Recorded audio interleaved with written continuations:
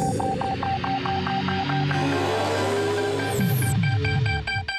I'm back here in New York, but I spent the weekend in Dublin, Ireland at the Dublin Web Summit. This was a founders meeting where a group of former students at Trinity College there in Dublin got together, a number of really big name tech executives, entrepreneurs themselves, to gather sort of bits of wisdom. How do you start up a company? How do you create it, build it into a viable, sustainable business? And the backdrop to all of this really is that the Irish government is trying to foster innovation in Ireland. They want it to become really a tech hub. There are a number of really big tech companies that have big operations in Ireland: Intel, Google, Facebook, LinkedIn. But a big incentive is what's available on the tax front, the tax advantages of being in Ireland. The Irish government then wants tech entrepreneurs to recognize really high education rate in Ireland and to foster homegrown businesses on that front. So with all of that in mind, we sat down with a number of big executives and big creators, including the creator of Twitter, Jack Dorsey. He's still the chairman of Twitter. And I asked him, as an entrepreneur, what advice he would give to some of the up-and-coming names and what he learned from the failure of Dispatch, his first firm.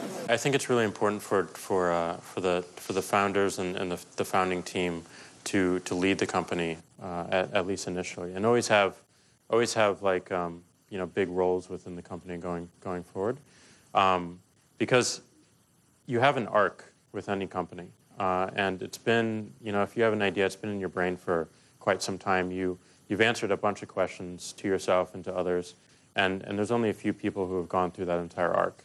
And it's really important that that DNA always stays within the company because it binds it and it grounds it. So, I was very, with Square in particular, I was very adamant about having control of the company. Because I know myself. I've learned a lot about myself and how I run things and how I interact with the world. And I know I'm a very calm and patient person. And when everything is on fire, I can be calm about it and we can fix things. But I don't know that for other people coming into the company, especially investors. And when you have an investor who could potentially just derail the whole thing. Another big name at the forum, NIKLAS ZENNSTROM. You know him from creating Kazaa, the music services online, very controversial. Another disruptive company that he founded, SKYPE, changed the way that people use telephones, right? Voice over internet technology. So he's got a number of new projects in the pipeline as well, and he's working on the venture capital front.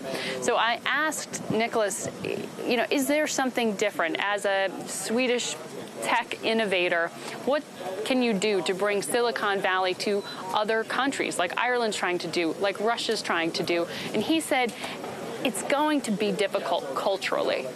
It's a cultural thing. It's all over Europe. I mean, many years back, Europeans who wanted to change, who wanted another life, who were not afraid of failure, not afraid of risk, they emigrated to the US and built US.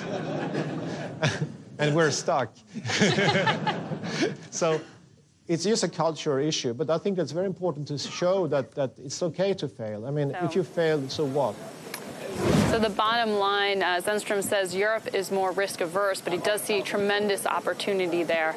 Says you could create a global tech company in Ireland or another country right now. But meantime, we're getting back to what's going to be happening on the Wall Street meets Washington front.